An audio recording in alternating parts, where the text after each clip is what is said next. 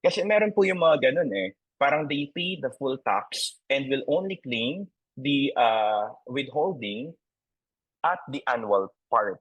So kapag annual lang po ninyo siya gagamitin, doon lang siya magiging attachment. So yung point lang po ng EEFS ay saka lang kayo magsasubmit doon kapag po may attachment po kayo. So kung yung attachment po ninyo doon ay for quarter 2, di for quarter 2, kailangan nyo rin pong mag-submit sa EEFS. Ano po yung proof of prior year's excess credits? Yung proof of prior year excess credits, di po ba pag last year halimbawa, may sobra po kayong nabayaran na taxes. Ngayon, ano po yung magiging proof ninyo? So normally po doon sa ITR natin, ititik nyo po doon kung to claim for future tax credits, etc. Ngayon, pag natik nyo po yon, ang proof po ninyo ay yung annual ITR nyo last year.